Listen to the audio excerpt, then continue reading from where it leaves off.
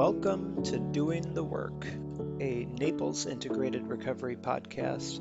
My name is Brian, and this space is for anyone tired of surviving the same emotional and behavioral loops, whether that's anxiety, trauma, addiction, or problems in your relationships.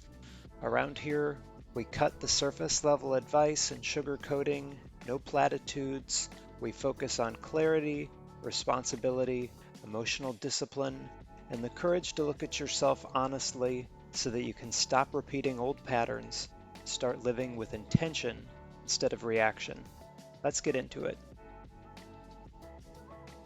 What if the hardest parts of your life are basically the dungeons in adventure games that many of us grew up playing? Not the cute stuff, not rescuing the princess from Ganondorf, not grass cutting for rupees or wandering around Hyrule, but I'm talking about the places where everything is dark, everything hits harder, and you don't feel prepared. Some people know that I have a Triforce tattoo on my right forearm, and the reason isn't just because I'm a Zelda fanboy, but it comes from a place of somebody who has lived a lot of dungeons, has died a lot of deaths, has rage quit entire chapters of my life, and still somehow found the courage to go back in because the story wouldn't progress unless I did. Today, I'm discussing the psychology of The Legend of Zelda, and I bet that you will find some parallels to your own personal life from this discussion.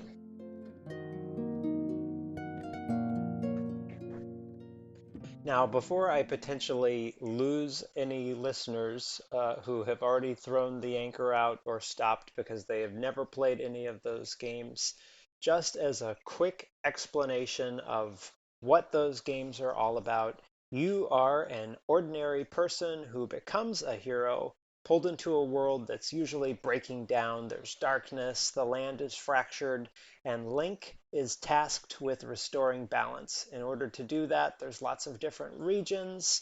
You have to explore, solve puzzles, go into dangerous dungeons, and face bosses that get harder as the game progresses. And each dungeon in the game gives you a new tool or something that is required for you to advance to the next part of the story.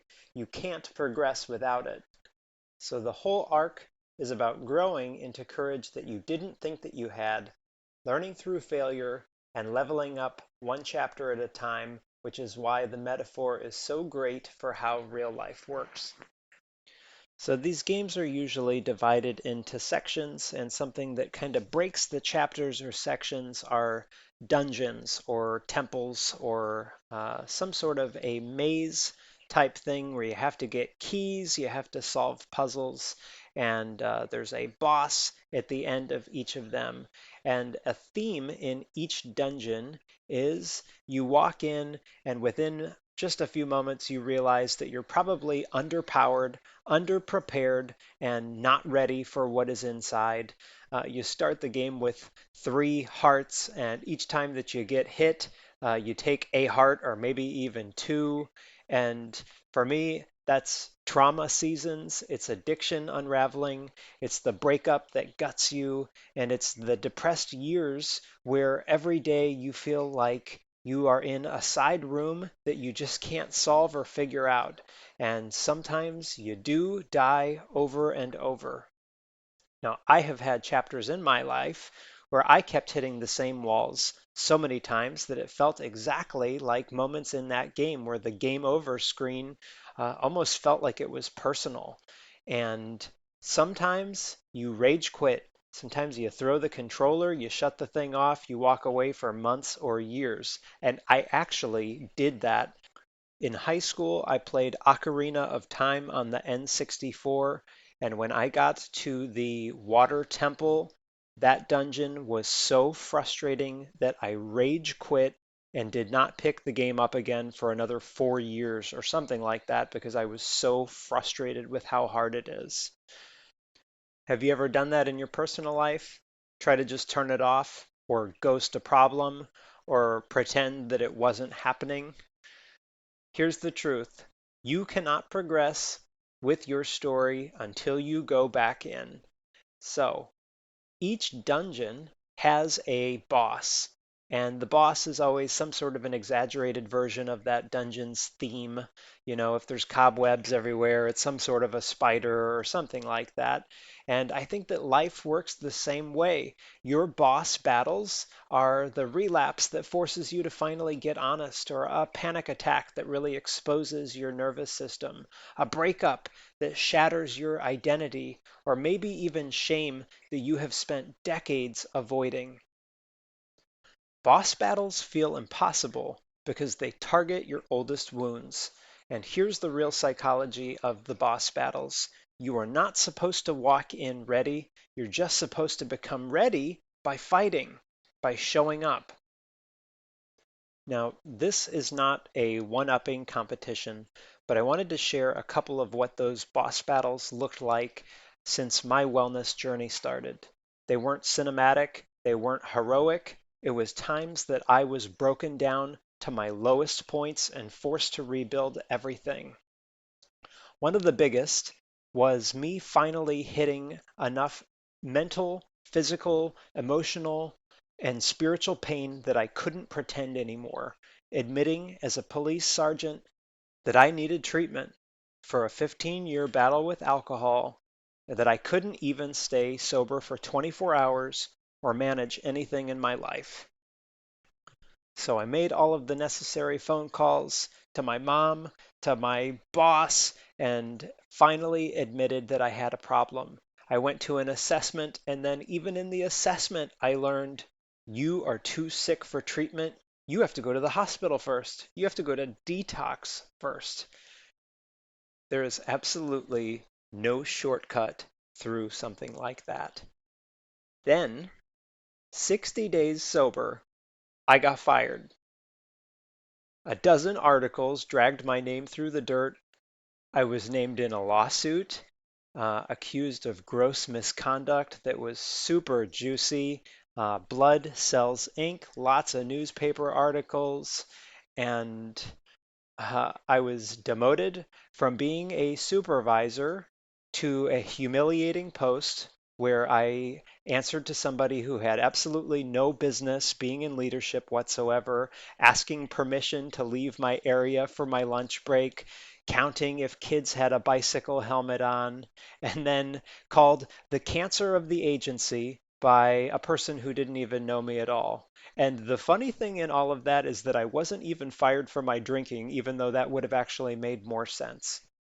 With that, the badge was my identity, and without it, I had nothing. So this was deeply personal, and it was brutal, it was crushing, and it was also a critical pivot point of my story that led me to be where I am today. I split with a fiance right before I thought that I was going to get married, not because of drama, but because our paths were not compatible. And that's a certain special type of pain that comes from clarity instead of chaos.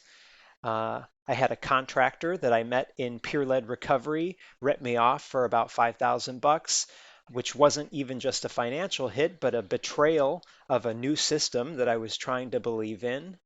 There was a supervisor who exploited me and then acted like there wasn't even a power differential. That's like king gaslighting. That's another boss battle. I had a house sale where the seller intentionally withheld engineering documents that indicated $50,000 of foundational repairs were going to be needed. Intentionally withheld. Um, my dad died, and I grieved him sober. And that is a complicated boss battle. Not just the pain of losing a parent, but actually noticing that in my recovery journey, I had healed enough to finally let go of resentment and that I wasn't angry at him anymore, that I was actually ready to get to know him, and that I thought that there would be more time, and then that was it. There have been moments in my current relationship, which is the deepest, healthiest one that I have ever had in my life, where emotional pain of us figuring out the challenges and trying to grow together were so overwhelming that an old, irrational part of me whispered, I just want to disappear right now and not feel any of this. And not that I acted on that, but that it showed me that my nervous system can still fracture under total pressure. Every single one of these, a boss battle, a moment where I had to decide what I was going to do, who I was going to be, and what part of myself I was going to lead from. And every time, every single one of these points that should have shattered me, I leveled up. And I'm so proud of the character that I developed in these because not one did I handle uh, looking back with regret or wishing that I would have held my tongue or not acted out in retaliation. In each case, I accepted what was out of my control. I clung to anything that I could do, which usually was practicing restraint instead of letting my internal family system's firefighter parts just unleash punishment like I would totally want to, like I'm a living incarnation of God's tribulation bowls and seals and trumpets from Revelation.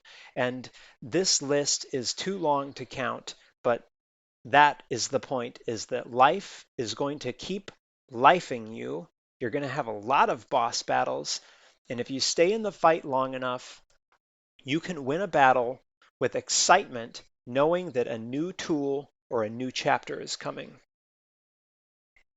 So here is an important part. In these games, each dungeon gives you a new item, an essential tool that you literally cannot progress in the game without. And every painful chapter of our lives gives us a new tool, like a boundary that you didn't have before, or a deeper sense of self-respect of what you're not willing to tolerate anymore, or maybe a new skill for emotion regulation, or a truth that you can't unsee now that you know it. Maybe even a level of courage that you didn't know that you had. And this is why you can't skip low points in your life. You can't shortcut, and avoidance costs you years of your life. The tool is actually in the dungeon, and the next chapter of your life is locked until you claim it. You don't get the emotional version of the hook shot or fire arrows by just breezing through life. You get it through surviving hell. Now, it's tough to be a hero and to face all of this stuff. And so these Zelda games always give you companions, characters who help show up right at the time that you need it. And sometimes it's an annoying guide that pops up at every moment that you don't want it to. But these guides will help you through a stretch. They give you something important and they steady you when the path is rough. And many of them depart once that part of the story is done. And my life has unfolded the same way. When I am actually on the path, not trying to force things, not trying to control the universe, uh, but just genuinely moving forward one little bit at a time, the best that I can, the right people show up at the exact moment that the chapter requires of them. I've had a friend in community mental health that ended up being a person that I hung out with and learned from and was great for that season of my life. Or a sponsor who stayed calm in the face of chaos and modeled the kind of unbotheredness that I really wanted for myself. There might be somebody that I hear in a peer-led recovery meeting who says one profound thing that just changes everything for me, and then I never see that person ever again. But the words stick with me. It could be my mom or someone else's mom, a mentor who recognized I was stuck and helped pull me out of a rut when I really needed someone to help me see my value clearly. These companions may even be people that have different values or political beliefs that can stretch your thinking. And none of it's random. I think that all of them are placed exactly where they needed to be. Here's the part that most people really resist. And I wrote an article about how adult friendships change. And that is really hard because companions don't always stay, but some guides are eventually lessons. Our relationships shift, connections can fade, and someone who is with you in one dungeon may walk away and won't be with you in the next. And that's not betrayal, it's just the impermanence of life. And sometimes I have to remind myself of that because I can take it very personal, but I have to remind myself that that's how growth works. Some companions stick around with you for years, and some only show up in one moment, deliver something that was essential, and then they vanish. Both matter, both are part of the story, but when you stop fighting impermanence and when you stop clinging, controlling, or trying to force people into chapters where they weren't supposed to fit, you start to see the pattern that the universe is strategic with who it sends and when it removes them. Every arrival matters, every exit matters, and every companion teaches you something that you would not have learned alone. And that's very similar to how it works in the game, and it's certainly how it has worked in my life. In the Zelda series, you have the main quest of going through all of these dungeons, but a beautiful part is also all of these little side quests. They are optional, and it's usually like helping random characters or chasing a secret, trading some weird item, or solving an optional puzzle. Collecting masks, getting different parts of armor, maybe an extra heart here and there, and little tiny upgrades. And a lot of the times, these side quests take an hour or several hours, and they only prove to be useful for the main quest for maybe like 5 seconds later in the game, or sometimes they're profoundly useful. None of them are required to beat the main story, but they're also what makes the game really come alive.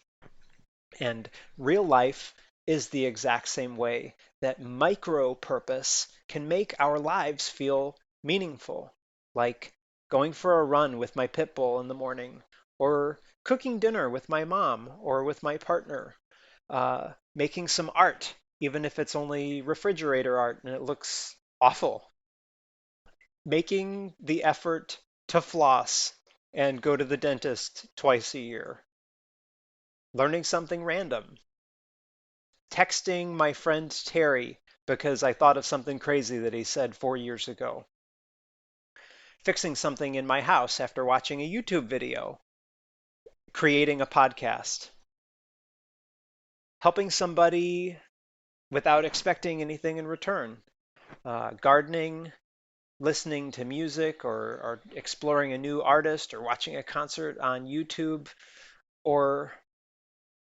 this podcast experience. I mean, this is not built with an intention of success, but just trying something new and just seeing where it goes. No expected outcome for anything. Perhaps maybe just building a library of my own ramblings. And these things don't complete the main quest, but they can make the journey worth living. That's why people who chase big goals without doing that stuff can end up feeling empty, because fulfillment comes from side quests, not just the main mission. The heart of the story and the journey in these games, which there are probably a dozen Zelda games, and each of them has the same themes: a broken world, dying landscapes, lost time, separation, grief, ruin, rebuilding, and very much that's life. We lose people, we lose seasons, we lose versions of ourselves. We lose who we thought that we were. We lose dreams that we were excited about. And the story keeps going. Restoration is always possible, but it seldom looks the way that we expected. Sometimes you rebuild, sometimes you heal, sometimes you accept, and sometimes you carry loss with a new version of you and a new layer of wisdom. I wrote an article a few weeks ago about being reasonably happy, and it's about arrival fallacy, which is the belief that achieving a major goal is going to result in lasting happiness. So for me, that looked like I'm going to be happy when I have my master's degree. I'm going to be happy when I get out of community mental health. I'm going to be happy when I'm licensed. I'm going to be happy when I make six figures. I'm going to be happy when, and the goalpost just keeps on moving down. And here is the parallel with the Zelda series. Uh, every big upgrade, every side quest, every dungeon, every boss, it all leads to this final battle, usually Link and Ganondorf. And when you finish it, the game ends. Yep. You don't go back and wander around Hyrule, the strongest version of your character, fully leveled up, fully armored, holding every single item and every tool that you fought so hard for. You don't get to re-explore the world with everything maxed out. It's just the credit roll. And that's arrival fallacy. Like life is going to start once you hit a certain milestone, or you'll be happy when you get this certain thing, or that everything's going to be perfect after a certain achievement. Once you hit that milestone, the goalpost moves. And at the very end of it all, game over. You never get to play life fully maxed out with all of your tools, all of the power. So what's the point? The point is the journey, the progression, the dungeons, the companions that you meet, the skills, the failures, the side quests, the little moments, and the parts of yourself that you meet along the way. The story ends for all of us at some point, but the richness is how you traveled. If you're in a dungeon right now, I just want to encourage you that you are not failing. You're progressing. If you're dying over and over, you're not broken. You're learning all the things that didn't work in that dungeon.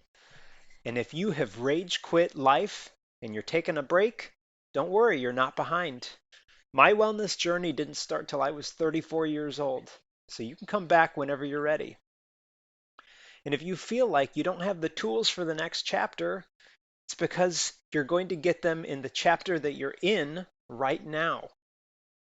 So remember, your companions are with you, your side quest matter, your losses shape you, and your restoration defines you.